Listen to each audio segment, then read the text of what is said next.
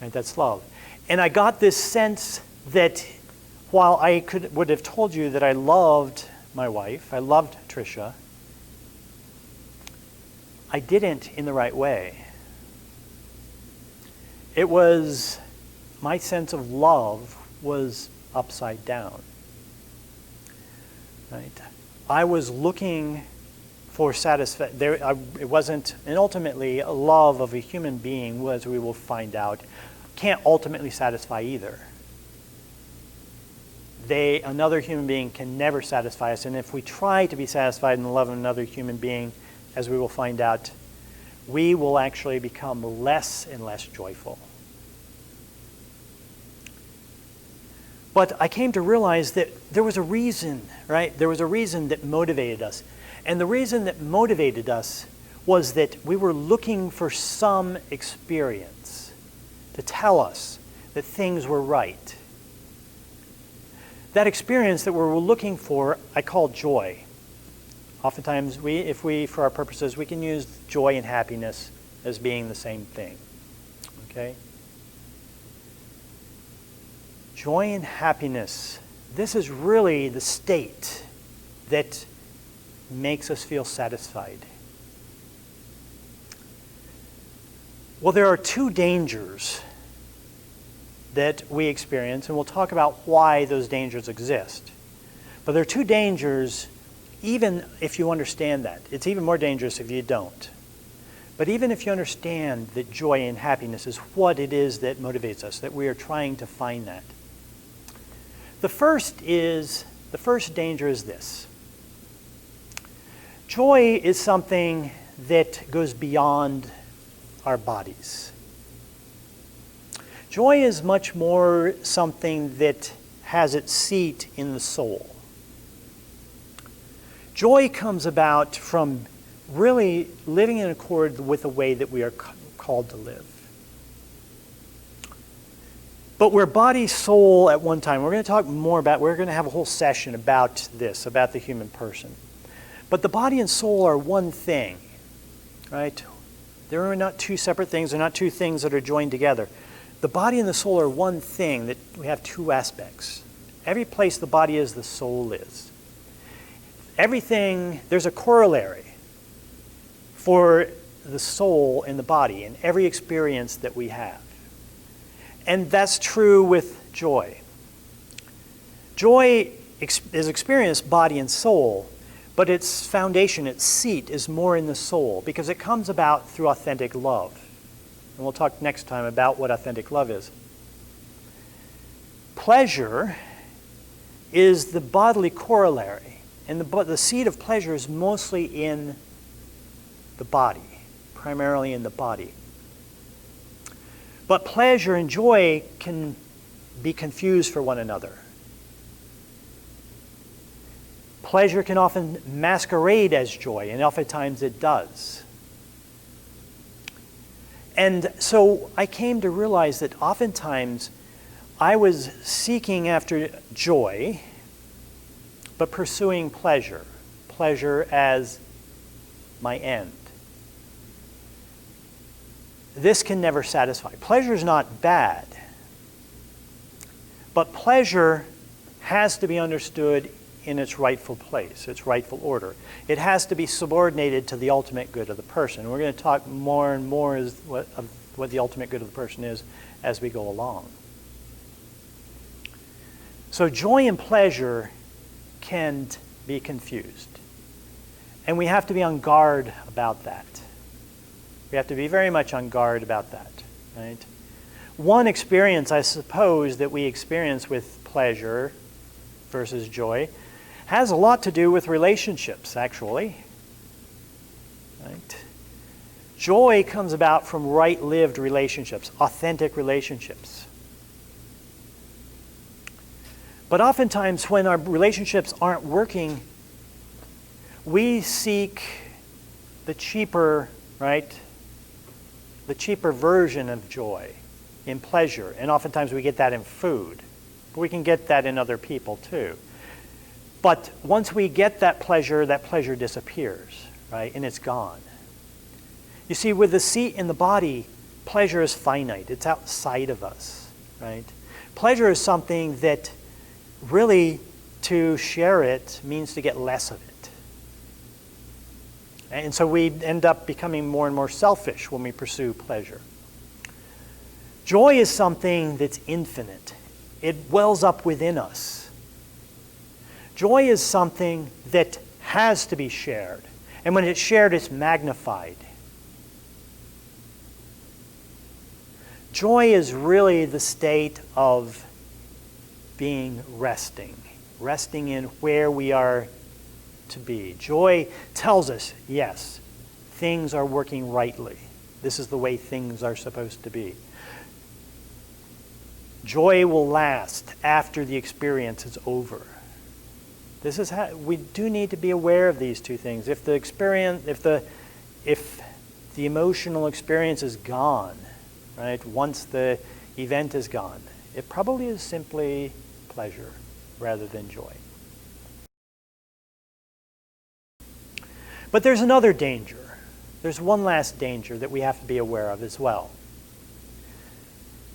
And this has to do with how we seek joy. How we seek joy.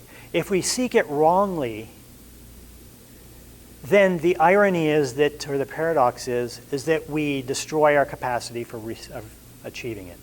And this is perhaps the greatest mistake that we all make. We pursue it wrongly. And let me try to use a little bit of oftentimes if we use categories, right, of things to help us to make distinctions that can help us to understand why this is better. Let's look at these categories of means. Right? Means are the actions, the pathways we take to get to something. Right? The end is what it is that we are seeking, where the resting place. Right? How it is that we want to come about achieving something is the means. The end is what it is, the object we're trying to achieve. For every end, there is a fruit,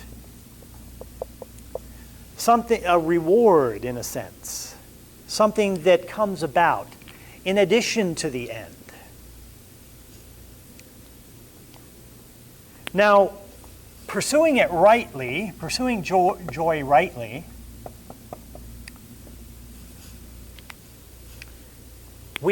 let's look at it from this perspective. Joy is the fruit of an authentic relationship of love.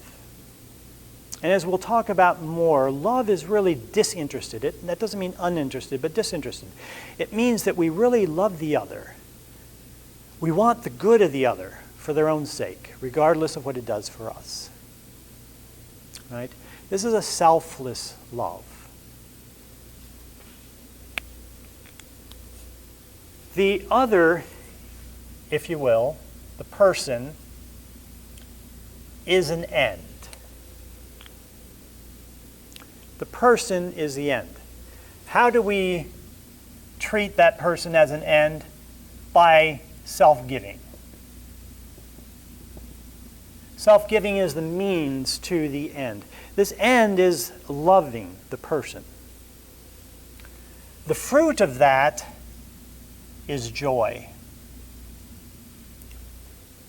This is what happens when we do it wrongly.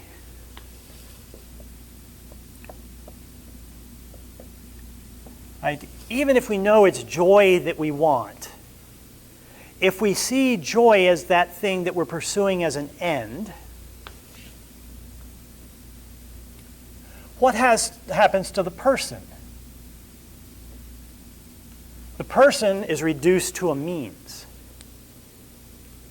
We start to use the other person simply to get the joy that we're pursuing. And in doing that, we destroy the capacity for the joy that it is we're looking for, because we can't ever treat somebody as an end. We only experience joy from authentic love. And we've turned this love into use. You see, in some ways, use is as much the opposite of love as hate is. But use is a little bit more insidious, because oftentimes we don't realize it.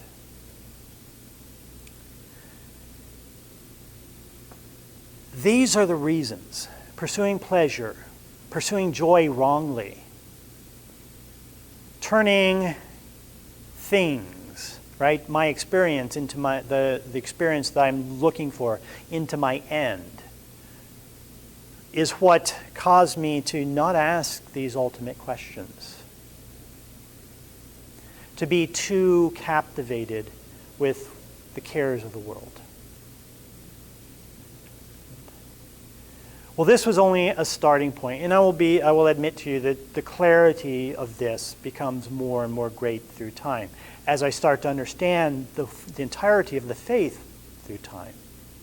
You see, I come to understand, and this is the reason really for the title of our program.